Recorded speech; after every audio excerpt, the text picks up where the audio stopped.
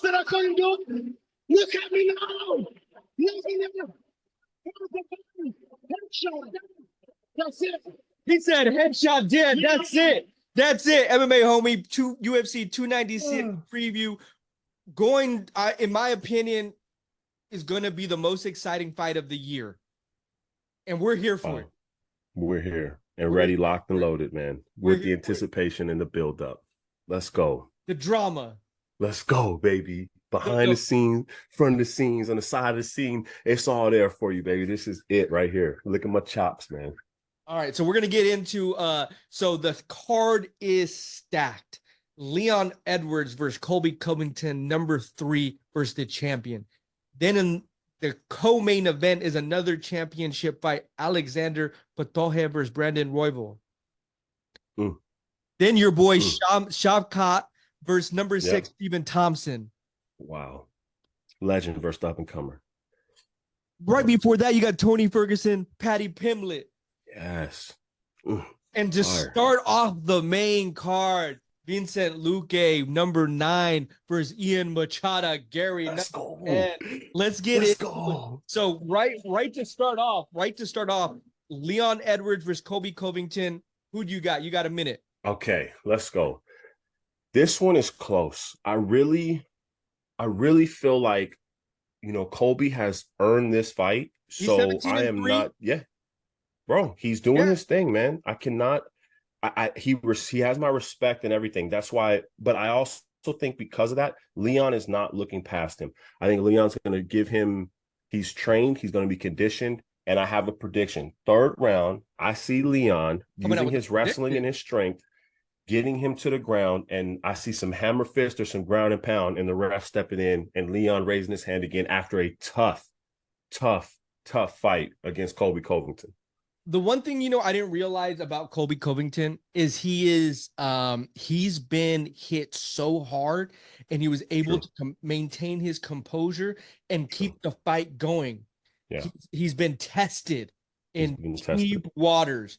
That means a lot, and especially in situation. And I think that, Leon Edwards is so laser focused on becoming a champion and being a champion. Correct. He reminds me of? Who's that? GSP. Yeah. Yep. That hardworking, that, kind of not in his mind, he's an underdog all the time. I was about to say that. He's got to always prove himself. And that's why I have the respect for him. That's why, he's fights in. He's getting close to that record. He wants to get this record. He has a 13-fight win streak. Now, to become a legend, you have to defend your belt 6-7 times. Yep, to watch everybody out of to watch everybody out of this fucking division, right? That's GSP round. Right. But you're scratching the surface on how to become a legend, staying focused. We don't see him on social media. We don't know him about his personality. All we know is he knows how to hit, he knows how to defend, he knows how to defend the takedown, and he knows how to do that high kick. Nice. All right, now that's time.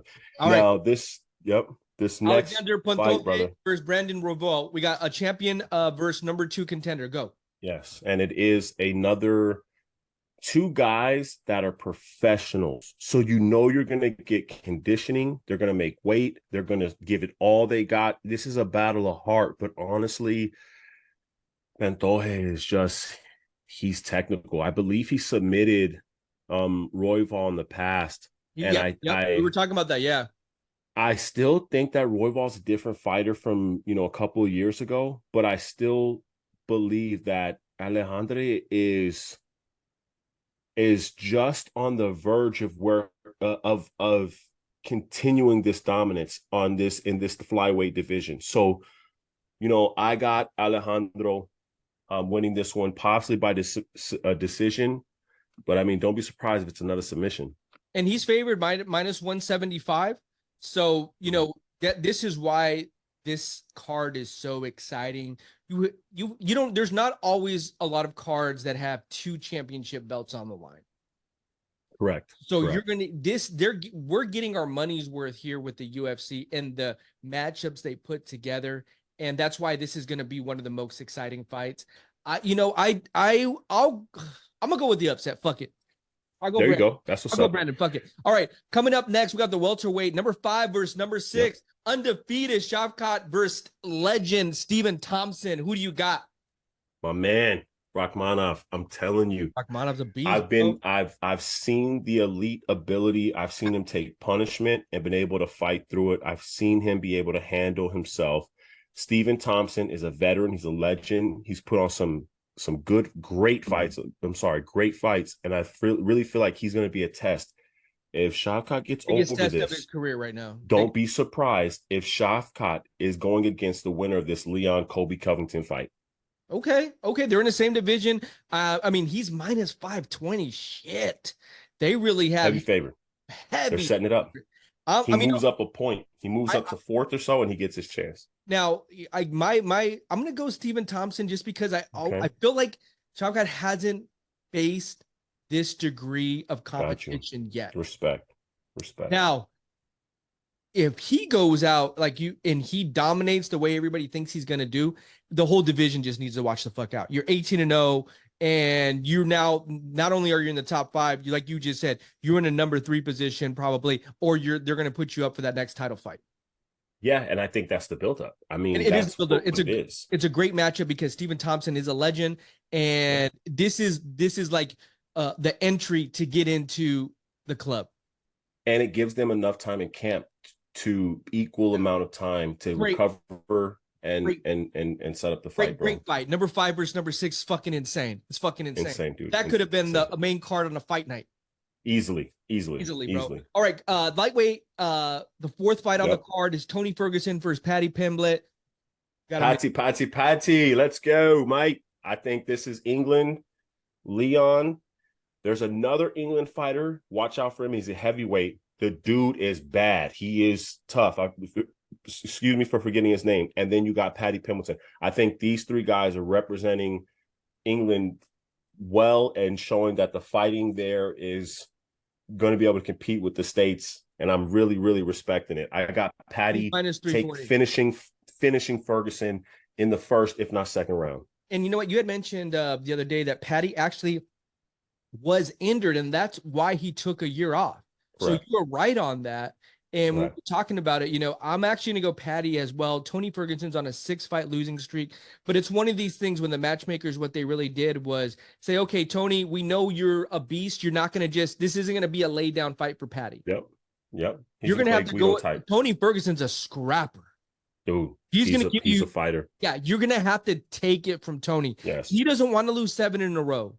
Yeah, and he's been in every situation. Right. He's been on his back. He's been on top. Everybody. He's been against the cage. He's been in every. He's so seasoned that he's gonna find a weakness if Paddy has one and expose him. And I really think though Paddy's not going to give him a chance. It's a great matchup. I love what the matchmakers did here. The young upcomer versus the guy that's seasoned and veteran, but you can push him on his way out, or Tony Ferguson can say, you know what? You're not ready for it yet, Playboy. Yeah. You ain't ready. So we're about to find out. Okay, this is on everybody's Vincent Luque, number 9, Ian Machado Gary, number 10. I mean, this they could have had this. You know what? This should have been. This could be a headliner. Yeah. This could be a main card. This is Ian Machado Gary undefeated fight night. Right here, and this is the thing. I don't know if I should feel bad for Vicente because he may get the anger and frustration from Ian Machado from the personal stuff that's been going on, and he may take it out on Vicente, he may be distracted, and Vicente may choke him out or submit him. They were in the same camp, and the coaches decided they're not gonna coach Ian Machado anymore. They were gonna coach Vincent.